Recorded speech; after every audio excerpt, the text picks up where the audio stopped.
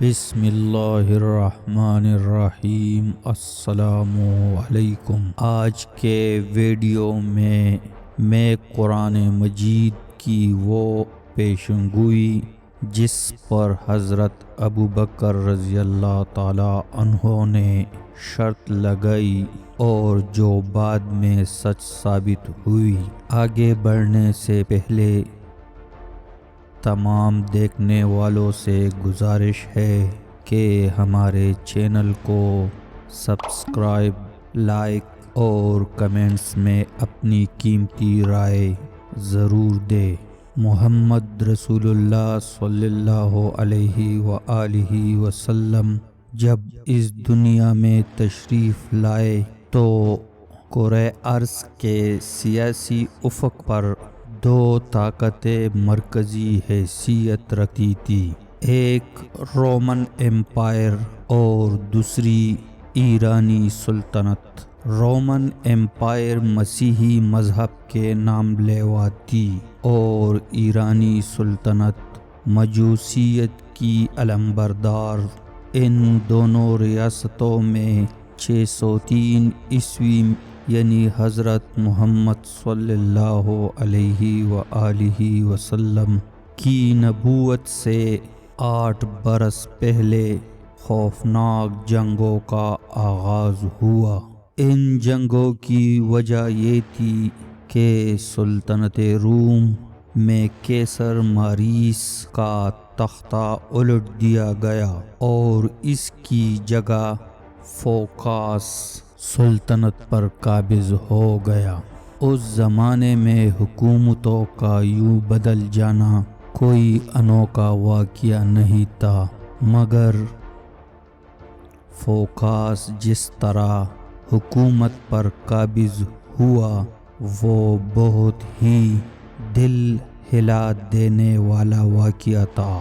ایک تو فوکاس کا قیصر ماریس کے خاندان سے کوئی تعلق نہیں تھا، دوسرا یہ کہ اس نے قیصر ماریس کے 5 بیٹے اس کی آنکھوں کے سامنے ذبح کر دیے اور اس کے بعد اسے بھی موت کی نیند سلا دیا گیا، اور پھر اسی پر بس نہیں کیا بلکہ سب کے سروں کو کاٹ کر شہر کے بڑے بڑے چوراہوں میں لٹکا دیا گیا۔ چند دنوں کے بعد ماریس کی بیوی اور مفرور شہزادیوں کو بھی قتل کر دیا گیا۔ یوں پورے کا پورا خاندان انتہائی سفاکی سے ختم کر دیا گیا۔ قیصر ماریس کی حکومت کے خاتمے اور اس کے خاندان کے ساتھ کیے جانے والا یہ سلوک ایرانی حکمران خسرو پرویز کے لیے ناقابل برداشت تھا، کیونکہ دونوں کے درمیان بڑے اچھے تعلقات تھے۔ اس کی وجہ یہ تھی کہ قتل ہونے والے قیصر ماریس نے ایرانی سلطنت کے حکمران خسرو پرویز پر بڑے احسان کیے ہوئے تھے، اسی وجہ سے یہ ایرانی حکمران خسرو پرویز ماریس کو اپنا باپ کہتا تھا۔ فوکاس کے ماریس پر کیے اس ظلم پر خسرو بہت برہم ہوا اور اس نے اعلان کیا کہ جب تک روم پر فوکاس کی حکمرانی ختم نہیں ہو جاتی وہ چین سے نہیں بیٹھے گا اور اپنے محسن قیصر ماریس کا بدلہ لے کر رہے گا۔ چنانچہ 603 عیسوی میں اس نے روم پر حملہ کر دیا۔ چند ہی برسوں میں وہ فوکاس کو شکستوں پر شکستیں دیتا ہوا شام میں اناتیکیا کے شہر پہنچ گیا، جس سے شہر روم کے بڑے بڑے لوگ فکر مند ہو گئے۔ انہوں نے مشورے کے بعد افریقہ کے گورنر سے مدد طلب کی اس نے اپنے بیٹے ہرقل کو اپنے طاقتور بحری جہاز سے قسطنطنیہ بھیجا۔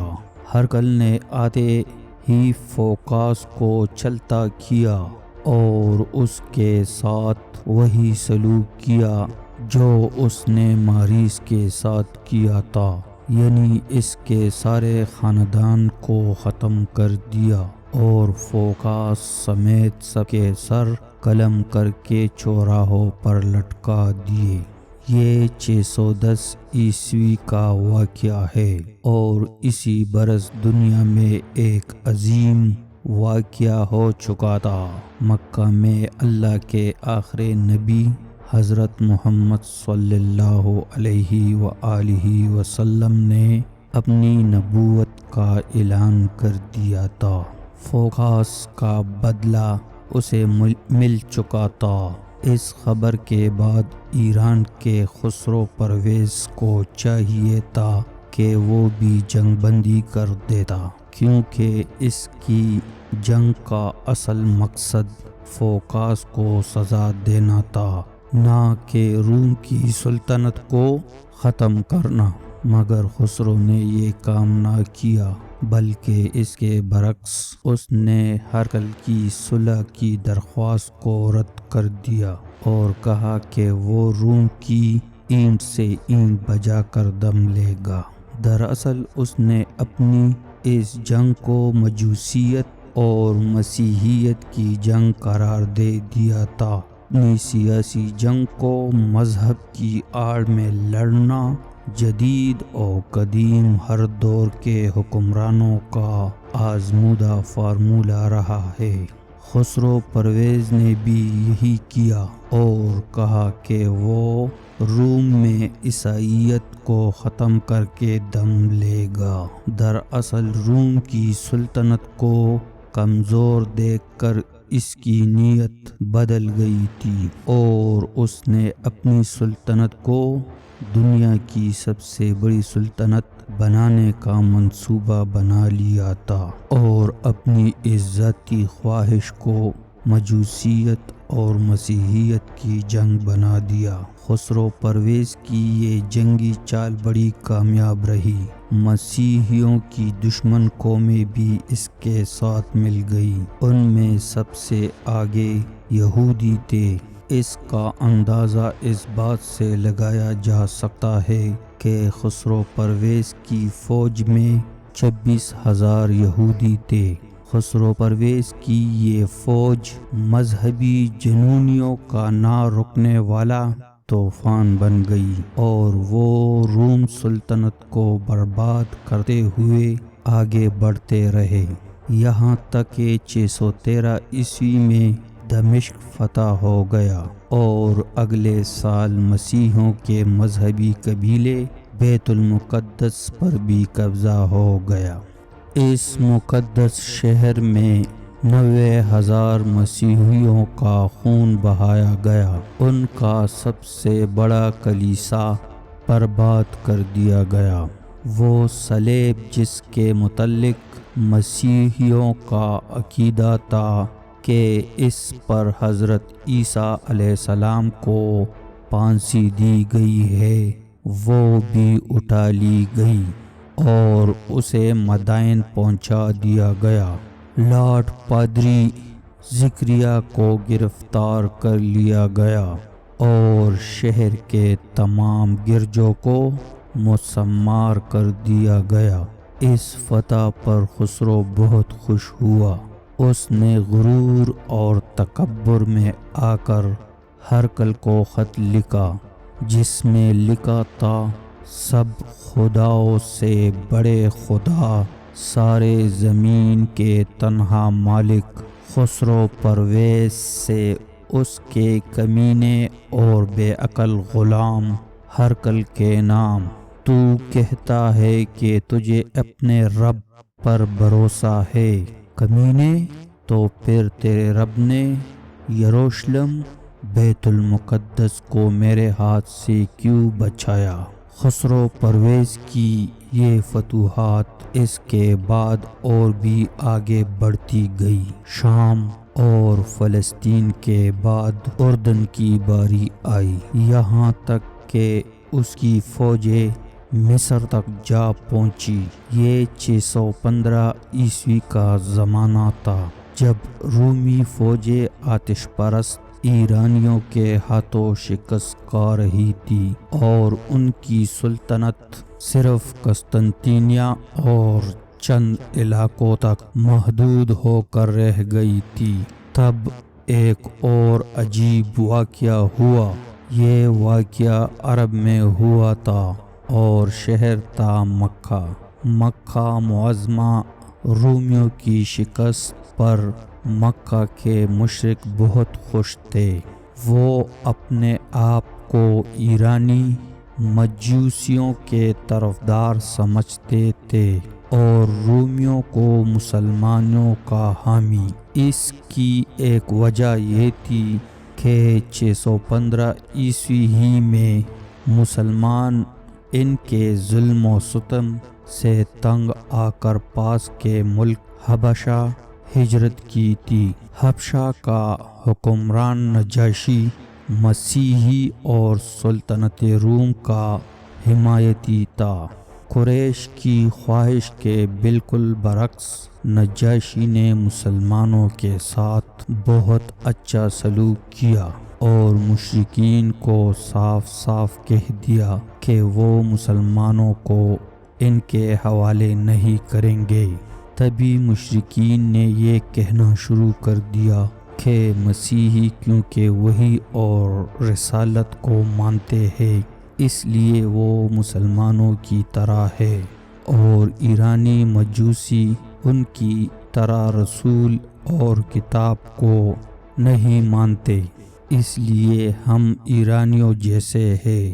یوں وہ مسلمانوں کو تنگ کرتے اور کہتے کہ مسیحیوں کی درگت بن رہی ہے تو بہت اچھا ہو رہا ہے۔ انہی حالات میں قرآن مجید کی سورہ روم نازل ہوئی۔ اس کا آغاز ان الفاظ میں ہوا: رومی قریب کی سرزمین میں مغلوب ہو گئے، اس ہار کے بعد چند برسوں میں وہ پھر غالب آ جائیں گے، اور وہ دن وہ ہوگا جبکہ اللہ کی دی ہوئی فتح سے اہل ایمان خوش ہو رہے ہوں گے۔ قرآن مجید کے ان الفاظ میں ایک کے بجائے دو پیشن گوئیاں تھی، ایک یہ کہ رومیوں کو غلبہ حاصل ہوگا اور دوسرا یہ کہ مسلمانوں کو بھی مشرکین پر فتح نصیب ہوگی۔ یہ دونوں پیشن گوئیاں ایسے زمانے میں کی گئی تھی جب رومیوں اور مسلمانوں کی فتح کے دور دور تک کوئی آثار دکھائی نہ دیتے تھے، اس لیے قریش مکہ نے ان کا خوب مذاق اڑایا اور کہا کہ لو جی یہ بھی دور کی کوڑی لائے، کہتے ہیں چند برسوں میں رومی غالب آ جائیں گے اور یہ مٹھی بھر مسلمان جو کھلے عام نماز بھی نہیں پڑھ سکتے ہم فتح یاب ہو جائیں گے۔ قرآن مجید میں چند برسوں کے لیے جو لفظ استعمال کیا گیا تھا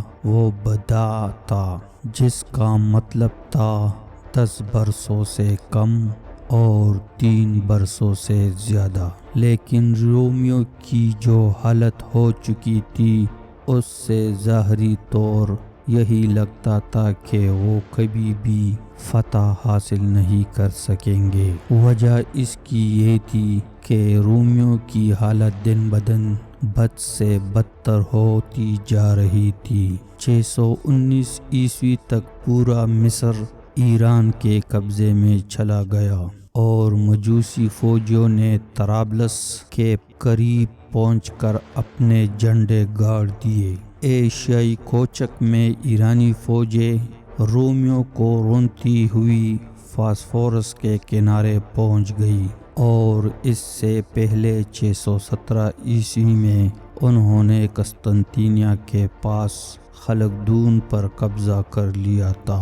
اس موقع پر قیصر نے خسرو پرویز کے پاس اپنا سفیر بھیج کر نہایت عاجزی سے درخواست کی کہ میں ہر قیمت پر صلح کرنا چاہتا ہوں، مگر پرویز نے جواب دیا، اب میں کیسر کو اس وقت تک امان نہ دوں گا جب تک وہ زنجیروں میں جکڑا ہوا میرے سامنے نہیں آئے گا اور صلیب سے نفرت کر کے خدائے اہرمن آگ کی بندگی اختیار نہ کرے گا۔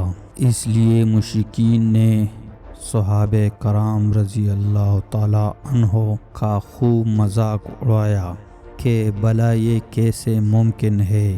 ایک کافر ابی بن حلف نے حضرت ابو بکر صدیق رضی اللہ تعالی عنہ سے کہا، اگر تمہیں اپنے رسول پر اتنا ہی یقین ہے تو آؤ مجھ سے شرط لگاؤ، اگر رومی 3 برسوں کے اندر اندر فتح یاب ہو گئے تو میں تمہیں 10 اونٹ انعام دوں گا۔ ابی بن حلف سیدنا ابو بکر صدیق رضی اللہ تعالی عنہ کا ان کے اسلام لانے سے پہلے دوست ہوا کرتا تھا۔ حضرت ابو بکر صدیق رضی اللہ تعالی عنہ نے اللہ کے رسول صلی اللہ علیہ وآلہ وسلم سے مشورہ کرنے کے بعد اس کو کہا، میں 10 نہیں 100 اونٹ کی شرط لگاتا ہوں، مگر رومی 3 برس تک 10 برسوں کے اندر اندر فتح حاصل کریں گے۔ ابی بن حلف نے شرط منظور کر لی۔ یہ شرط باقاعدہ لکھ لی گئی۔ اس کے بعد وقت کا پہیہ چلتا رہا، رومیوں کی شکست کا سلسلہ جاری رہا۔ جب کیسر نے خسرو پرویز کی طرف سے ذلت آمیز شرائط صلح کو قبول نہ کیا تو اس نے قسطنطنیہ چھوڑ کر تیونس جانے کا ارادہ کر لیا، جسے اس زمانے میں قرطانیہ کہتے تھے۔ 622 عیسوی میں کیسر کے حالات کچھ بہتر ہوئے۔ اس نے کلیسا کے پادریوں سے کہا کہ مسیحیت کو بچانے کے لیے اس کی مدد کرے۔ پادریوں نے کلیسا میں جمع ہونے والی دولت اسے سود پر دی۔ تب کیسر بڑی منصوبہ بندی کے ساتھ ایرانیوں کی پشت کی طرف سے حملہ کرنے کا منصوبہ بنایا۔ یہ وہی نازک زمانہ تھا کہ جب مسلمان مکہ سے ہجرت کر کے مدینہ پہنچ گئے تھے۔ کیسر نے ایران پر حملہ آرمینیا سے شروع کیا اور اس کا ہر حملہ کامیاب رہا۔ اس کی فتوحات کی تیزی کا اندازہ اس سے لگایا جا سکتا ہے کہ حیرت انگیز طور پر دوسری ہی برس 624 عیسوی میں اس نے مجوسیوں کے سب سے بڑے آتش کدے کو تباہ و برباد کر دیا۔ یہ آتش کدہ آذربائیجان کے مقام پر رومیا میں تھا اور زرتشت مجوسی جنہیں اپنے مذہب کا بانی مانتے ہیں کا مقام پیدائش سمجھا جاتا تھا۔ 624 عیسوی وہی سال ہے جب مسلمانوں کو غزوہ بدر کی شاندار فتح ہوئی تھی، یعنی ٹھیک 9 برسوں کے بعد۔ قرآن مجید کی پیشنگوئی کے عین مطابق رومی دوبارہ ایرانیوں پر غالب آ گئے، اور قرآن مجید دوسری پیشنگوئی کے مطابق اس برس انہیں غزوہ بدر میں مشرکین مکہ پر شاندار فتح نصیب ہوئی، جس میں کفار کے تمام چوٹی کے سردار جہنم رسید ہوئے۔ اس کے بعد بھی حالات قرآن مجید کی پیشنگوئی کے مطابق بدلتے رہے اور رومی ایرانی مجوسیوں یعنی آتش پرستوں کو شکست پر شکست دیتے چلے گئے، یہاں تک کہ 627 عیسوی میں انہوں نے نینوا کے مقام پر ایرانیوں کو فیصلہ کن شکست دی۔ اگلے ہی برس 628 عیسوی میں تاریخ نے پھر اپنے آپ کو دہرایا۔